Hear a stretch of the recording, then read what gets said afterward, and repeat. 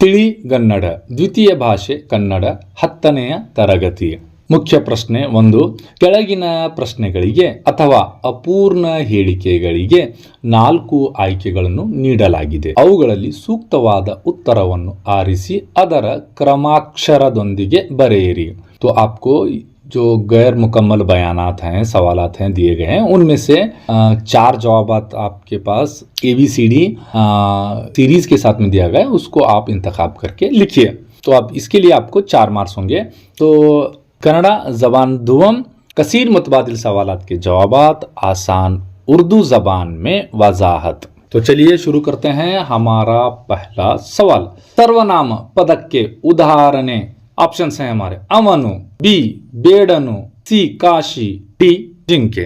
अब ये ग्रामर है तो इसमें सर्वनाम से मुराद हम ये समझेंगे कि उर्दू में हम इसको जमीर कहते हैं, यानी इसम के बदल में या तो उसकी जगह पर इस्तेमाल किए जाने वाले. तो अब कैसे हमारे यहाँ कन्नड़ा में क्या बोलेंगे, हमें ನಾಮಪದದ ಗಳ ಬದಲಾಗಿ ಬಳಸುವ ಪದಗಳಿಗೆ ಸರ್ವನಾಮ ಎನ್ನುತ್ತೇವೆ. जैसे मिसाल के तौर पर ಅವನು, ಅವಳು, ಅದು, ಇದು, ಅವರು, इवरु, इस तरह के जो चीजें आएंगे उसको हम कहेंगे सर्वनाम. तो यहाँ पर हमारा राइट ऑप्शन जो होना चाहिए वो पहले वाला बेड़, काशी, जिनके, ये सभी नाम पद हैं. तो उनके नाम पद के बदलागी जो है वो सिर्फ अ होने की वजह से ಅವನು is right option A.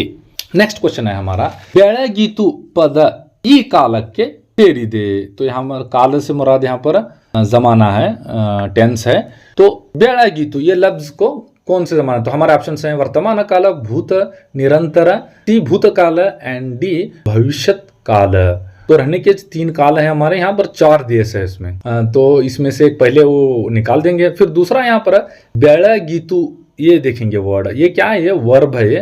Verb के साथ में कौन सी चीज जो है, धातु के साथ में कौन सा चीज जुड़ा हुआ है उसको देखेंगे हमें. यानी अब जो वर्तमान काल है यानी जो अभी चल रहा है. तो अब वर्तमान काल का जब हम देखेंगे तो इसमें हमारे जो मेन वर्ड जो है वो उत्त है. जैसे ನೋಡುತ್ತಾನೆ, ನೋಡುತ್ತಾಳೆ, ನೋಡುತ್ತದೆ, ನೋಡುತ್ತೀಯಾ, ನೋಡುತ್ತೇನೆ. तो उत्त अगर कहीं भी आया तो समझो उसको. तो यहाँ पर उत्त है, यहाँ पर ऊपर के हिस्से में बिल्कुल है, क्योंकि त जो है तू के बाद में गी जो है वो बेळगीतु के तर्ज वहाँ पर त है. तो इसीलिए हमें यानी ये जो चल रहा है काम, तो इसीलिए हम इसको वर्तमान काल कहेंगे. अगर समझो वही यहाँ पर बेळगित्तु, यहाँ ये जो वर्ड है ये काम हो चुका है, तब उस वक्त में द आता है. जैसे ನೋಡಿದನು, ನೋಡಿದಳು, ನೋಡಿತು. तो इस तरह से अगर द आया उसमें तो पहचानने का एक आसान तरीका है, तो उसको हम बोलेंगे भूतकाल, यानी जमाने माजी के. ये वर्ब के साथ में अगर जब वर्ब का जो है वो लगा है, वर्ब के साथ में वो लगा है, जैसे ನೋಡುವನು, ನೋಡುವಳು, ನೋಡುವುದು, ನೋಡಿವಿ, ನೋಡುವೆನು. तो इस तरह वो जो दरमियान में लग जाए, समझने का है हमें ये भविष्यत काल है. तो हमारा राइट ऑप्शन ए वर्तमान काल. नेक्स्ट क्वेश्चन है हमारा, ಕನ್ನಡ ಮೂಲಾಕ್ಷರಗಳಲ್ಲಿರುವ ಅಲ್ಪ ಪ್ರಾಣಾಕ್ಷರಗಳ ಸಂಖ್ಯೆ. ऑप्शन है 13, 10, 25, 9. तो आपको क्या यहाँ पर 13, 10, 25 और 9 आपको ये कन्नड़ वर्णमाले हैं. इसको जो आपके सफ़ा नंबर 5 में जो दिया है उसको आप अच्छी तरह से देख लेना, क्योंकि ये नंबर्स पूछ रहा है, हो सकता है इसी पर वो महाप्राण भी पूछ ले. तो इसके जो राइट नंबर्स हैं वो हैं हमारा ऑप्शन बी का है 10 है. अगर महाप्राण पूछ लिया तो वो भी 10 है, अनुनासिका पूछ लिया तो वो 5 हैं. फिर उसके बाद में ये भी पूछा था कि वर्गीय व्यंजनों कितने हैं करके पूछ लिया था, वो 25 हैं. अवर्गीय व्यंजनों कितने हैं, 9 हैं. तो ये चीजों को आप उस खाके को अच्छी तरह से जरा देख लें और थोड़ा सा याद कर लें आप. जब हर स्वर के बारे में पूछ लिया तो 6, और उसके बाद में दीर्घ स्वर 7. खाली से स्वरगणु कितने हैं, वो यानी वो स्वतंत्रವಾಗಿ जिसके उच्चारण करने के लिए हमें आते हैं वो 13 हैं. मैंने इसके ताल्लुक से एक आसान सा कन्नड़ा ग्रामर के ताल्लुक से उर्दू जुबान में करके डाल दिया. आप उसमें देख लेंगे तो और भी आपको आसानी हो जाएगी. नेक्स्ट क्वेश्चन है हमारा, ದೇಶದಲ್ಲಿ ಪದವು, ದೇಶದಲ್ಲಿ है देखो यहाँ पर ಪದವು ಹೊಂದಿರುವ ವಿಭಕ್ತಿ ಯಾವುದು. या तो आपको बताना है, तो आपको ये विभक्ति प्रत्ययಗಳು आपको याद होना चाहिए. प्रथमाವು, द्वितीया अನ್ನು, तृतीया इंद, चतुर्थी गे, के पंचमी दशेंद षष्ठी अ और सप्तमी अल्ली। तो हमारा जो इसमें जब हम देखने के दल्ली कहाँ पर है आप जरा देख लें तो आखिर में यानी डी जो ऑप्शन है हमारा सप्तमी दल्ली। मಳೆಗಾಲ पदವು ಈ ಸಂಧಿಗೆ ಉದಾಹರಣೆಯಾಗಿದೆ। तो ये कौन से संधि का मिसाल है? तो इसमें मಳೆಗಾಲ है तो इसमें कौन कौन से जगह स्वर्ण दीर्घ संधि, लोप संधि, गुण संधि, आदेश संधि। तो हमारा जवाब भी जो है वो आदेश संधि है। कैसे है? क्योंकि जब इसको हम अलग करते हैं मಳೆಗಾಲ होता है, मಳೆಗಾಲ करके नहीं कहते। तो इसीलिए ये यहाँ पर देखिए आप क त प के जगह अगर ग द ब व्यंजन आ गए तो समझ लेना उसकी जगह ले रहे हैं तो उसको आदेश संधि। जैसे कि हमें मಳೆಗಾಲ मಳೆಗಾಲ, ಬೆಟ್ಟ ತಾವರೆ ಬೆಟ್ಟದಾವರೆ, ಹೂಪಟ್ಟಿ ಹೂಬುಟ್ಟಿ, कतप की जगह गदब आए ना तो इसलिए ये आदेश। नेक्स्ट क्वेश्चन, कन्नड़ वर्णमाಲೆಯಲ್ಲಿರುವ ಸ್ವರಗಳ संख्ये। तो यहाँ पर नीचे दिए गए 5, 9, 13, 10, 5, 9, 13, 10।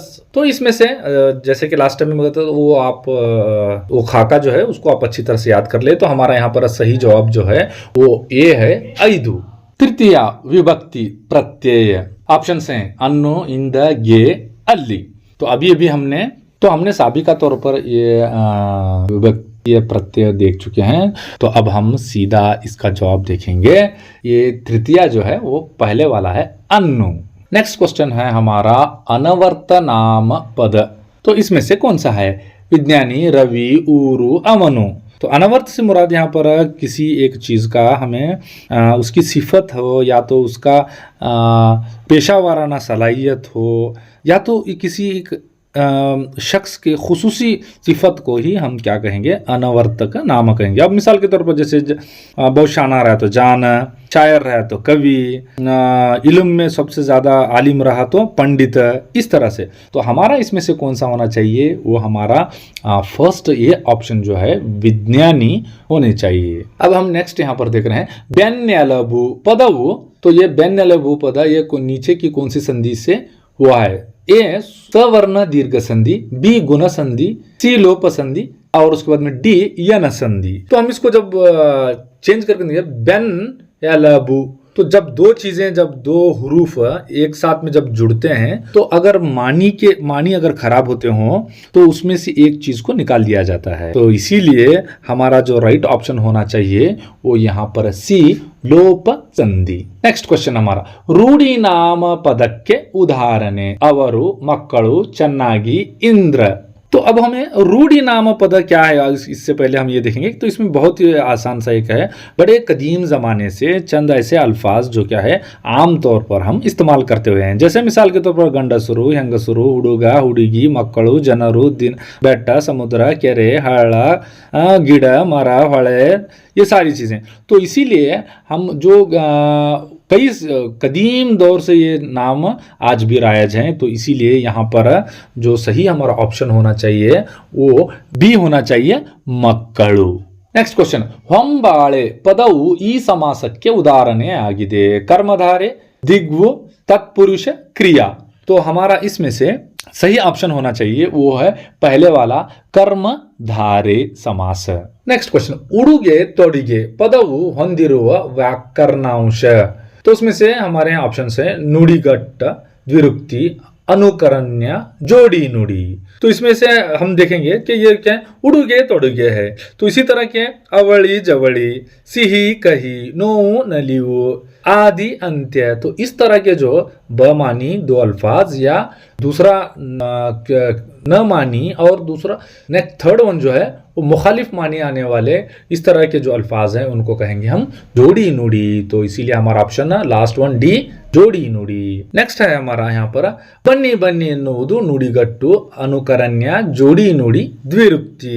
तो जब हम देख रहे हैं एक ही वर्ड्स को जब हमें बार बार जब दोहराया जाएगा जैसे निल्लू निल्लू, मने मने, हौदू हौदू, बेड़ा बेड़ा, ओडू ओडू, तो इसको हम कहेंगे यानी दो चीजें यहाँ पर एक ही मतलब के दो चीजें हैं इसीलिए इसको द्विरुक्ति यानी हमारा last option is right one. Next है हमारा महोत्सव पदವು ಉದಾಹರಣೆಯಾಗಿರುವ ಸಂಧಿ। ಲೋಪ ಸಂಧಿ, ಆಗಮ ಸಂಧಿ, गुण संधि, आदेश संधि। तो हमारा यहाँ पर जो राइट ऑप्शन जो होना चाहिए वो का जो राइट ऑप्शन है वो सी है, गुण संधि। मरवन्नु पददಲ್ಲಿರುವ विभक्ति हमारे ऑप्शन हैं द्वितीय, चतुर्थी, षष्ठी और सप्तमी। तो इसमें से हमारा जो राइट ऑप्शन जो होना चाहिए, क्योंकि अन्नु आया है वो आपने ये खाका देखना है, तो इसमें हमारा जो है मनेयन्नु वहां पर जो है कर्मधारे में, तो द्वितीय जो है हमारा वो राइट ऑप्शन।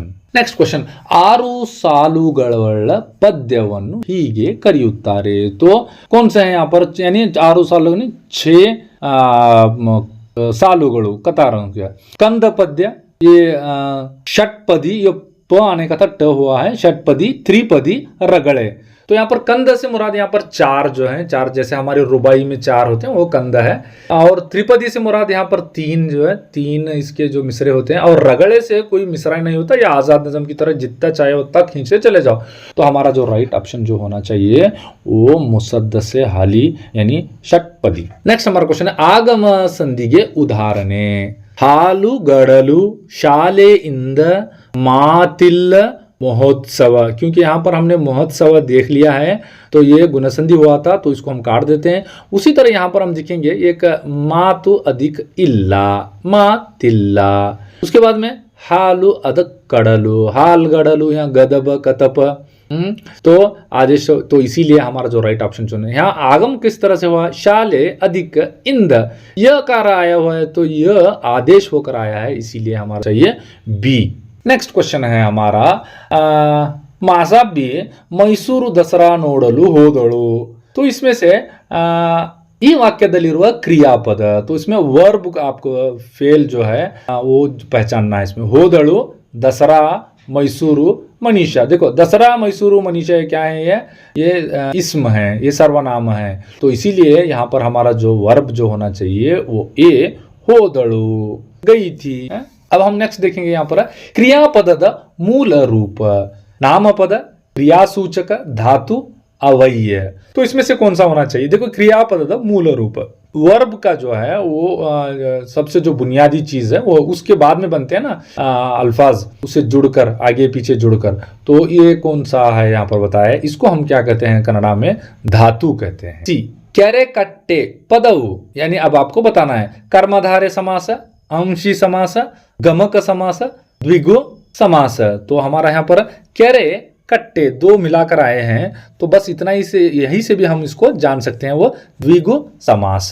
नेक्स्ट क्वेश्चन जो है हमारा यहाँ पर, अनुकरणा व्ययಕ್ಕೆ ಉದಾಹರಣೆ ಆಗಿದೆ। अनुकरणा व्यय से हमने ग्रामर में पढ़ा था, तो कौन सा हो सकता है यहाँ पर, ऑप्शंस देखेंगे हमें, जुड़ु जुड़ु, ನೋವು ನಲಿವು, ಮಾತು ಗೀತೆ, ಹೊಚ್ಚ ಹೊಸದು। तो यहाँ पर हमें जब अनुकरणा व्यय के देखेंगे तो इसमें पट पट, दग दग, सुवने, दड़ दड़, ढन ढन, इसके मानीच नहीं कौन सा भी, लेकिन फिर भी इसको लफ्जों में इस्तेमाल करते हैं, इसीलिए अनुकरणे से यानी नकल से आए हुए व्ययಗಳು कहते हैं। तो हमारा यहाँ पर राइट ऑप्शन ए, जुड़ु जुड़ु। नेक्स्ट क्वेश्चन है हमारा, कितना कर्नाटक पदವು ऑप्शन है सर्वनाम, रूढ़ी नाम, अंकित नाम, अनवर्तक नाम। तो हमें यहाँ पर एक गलती क्या कर देते हैं, वो सर्वनाम को ही डाल देते हैं, या ये नाम पद को, अगर यहाँ नाम पद होता तो हम नाम पद को डाल देते, लेकिन नाम पद में जो हिस्से हैं उनमें से होता है। हम जो हमारी जो तिजारत के लिहाज से या तो लेन देन के जो सहूलियत की वजह से हम जो अशखास, जगह और अशिया को जो चीज़ों का नाम रखे हुए हैं उनको कहेंगे हमें अंकित नाम। जैसे मिसाल के तौर पर उसमें शहरों का भी नाम आ गया, इंसानों का भी नाम आ गया, जगह और अशिया का भी नाम आ गया। तो इसीलिए हमारा जो राइट ऑप्शन जो होना चाहिए कर्नाटक पद का वो है अंकित नाम सी। नेक्स्ट क्वेश्चन है, ನಮ್ರತಾ ಪುಸ್ತಕವನ್ನು ಓದುತ್ತಿದ್ದಾಳೆ। ಈ ವಾಕ್ಯವು ಭೂತಕಾಲ, ಭೂತ ನಿರಂತರ, ಭೂತ ಭವಿಷ್ಯತ್ काल, भविष्यत काल, वर्तमान काल। तो इसमें से देखो नम्रता पुस्तकವನ್ನು ಓದುತ್ತಿದ್ದಾಳೆ, तिद्दा उत्त, यहाँ पर ओदु में उ, यू और त है। हमने कहा था अगर यहाँ द आ जाता तो खालिस द आ जाता वर्ब में, तो ये हो जाता भविष्यत काला, लेकिन यहाँ पर उत्त है, अगर वह आ जाता तो ये हो जाता हमारा भविष्यत काल हो जाता, द आता तो भूतकाल होता यानी माजी होता, अब उत्त आने की वजह से ये वर्तमान काल, डी ऑप्शन। इंशाल्लाह हम नेक्स्ट जो है आने वाले दिनों में आपको हो सके तो 1 मार्क्स और मॉडल क्वेश्चन पेपर्स को अच्छा खासा हम हल करेंगे।